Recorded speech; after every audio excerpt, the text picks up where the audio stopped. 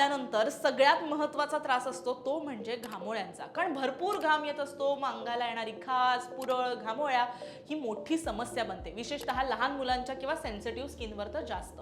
मग यावर काय उपाय आहेत, कुठले असे प्रोडक्ट आहेत तुम्ही वापरले पाहिजेत आणि मुळात घामोळ्या का होतात, याचाच हा सगळा एकदम इन्फॉर्मेटिव्ह आणि तुम्हाला अगदी टिप देणारा हा व्हिडिओ आहे, त्यामुळे व्हिडिओ शेवटपर्यंत पहा. व्हिडिओला सुरुवात करण्यापूर्वी मैत्रिणींनो, आपण हे जाणून घेतलं पाहिजे पहिले की घामोळ्या का येतात. आता उन्हाळ्यामध्ये आपल्याला अर्थातच जास्त घाम येतो आणि तो घाम आल्यामुळे जेव्हा आपल्या शरीरातील घामाच्या ग्रंथी अडकतात किंवा त्या बंद होतात, तेव्हा घाम त्वचेच्या आतच साचून राहतो, ज्याला आपण जसं चेहऱ्यावरती क्लॉक पोर्स होतात ना, अगदी तसं. त्यामुळे त्वचेवर बारीक लालसर पुरळ येतात, ज्याला आपण घामोळ्या किंवा ज्याला पिंकली हिट असं आपण म्हणतो.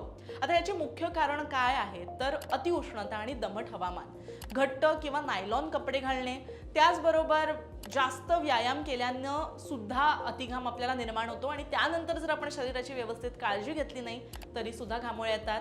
त्याचबरोबर त्वचेची व्यवस्थित स्वच्छता न राखणं, दिवसातून साधारण 2दा तरी या संपूर्ण उन्हाळ्यामध्ये आंघोळ केली पाहिजे. आणि विशेषतः जर तुम्ही मुंबईकर असाल किंवा अशा ह्युमिडिटी असणाऱ्या ठिकाणी शहरामध्ये तुम्ही राहत असाल तर मोठ्या प्रमाणात आपण बाहेरनं प्रवास करतो. दररोजचा प्रवास केल्यानंतर सकाळी तर तुम्ही आंघोळ करता, पण संध्याकाळी फक्त हातपाय न धुता पुन्हा आंघोळ करणं खूप खूप गरजेचं असतं, नाहीतर घामोळ्या मोठ्या प्रमाणात वाढू शकतात आणि त्या खाजवल्यानंतर त्या जास्त वाढतात, त्याच्यात इन्फेक्शन जे आहे ते जास्त पसरतं.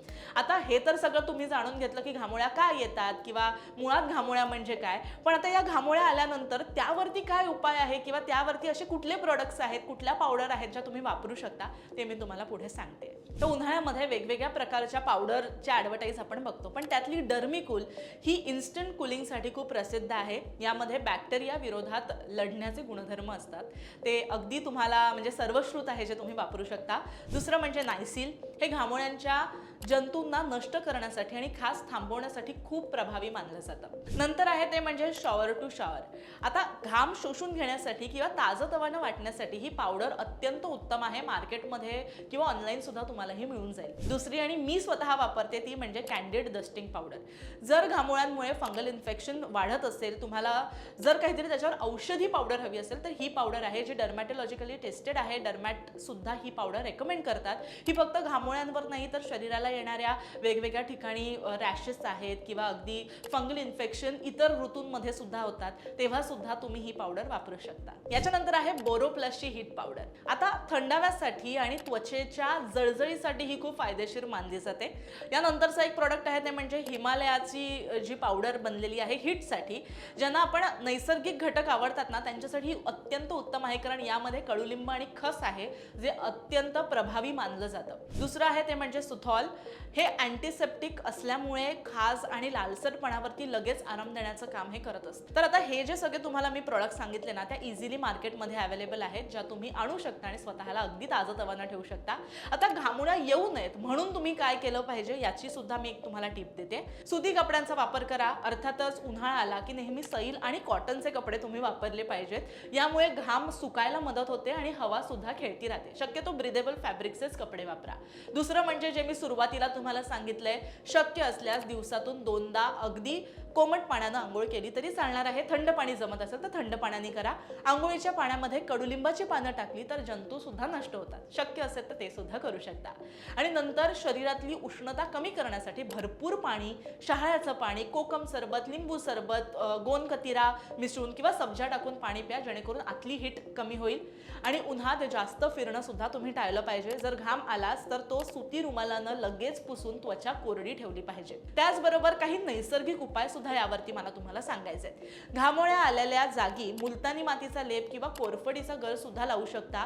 रोज वॉटर सुद्धा त्यात थोडंसं टाकलं तरी सुद्धा लगेच तुम्हाला थंडावा मिळेल. आणि तुम्हाला कडुलिंबाची अगदी पानं मिळत असतील तर त्याच्या सुद्धा गर तुम्ही थेट लावू शकता.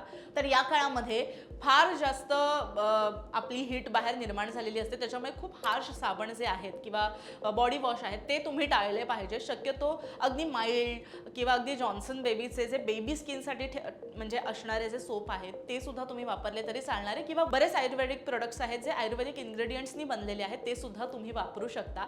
सो या सगळ्याची जर तुम्ही काळजी घेतली तर तुम्हाला उन्हाळ्यामध्ये अजिबात जी उन्हाळी येणं म्हणतो, ज्याला हीट येणं, अर्थातच घामोळे येणं म्हणतो, ते होणार नाही. मात्र मंडळी, ह्या ज्या सगळ्या मी गोष्टी सांगितल्या आहेत त्या अगदी जेव्हा घामोळ्या तुम्हाला नुकताच सुरू होत आहेत किंवा येऊ नयेत किंवा थोडंफार इन्फेक्शन असेल तर, पण जर घामोळ्या जास्त झाल्या, त्याच्यातून पाणी यायला सुरुवात झाली किंवा पस वगैरे होऊन सेप्टिक होत असेल तर मात्र या घरच्या उपायांवरती तुम्ही अजिबात निर्भर राहू नका.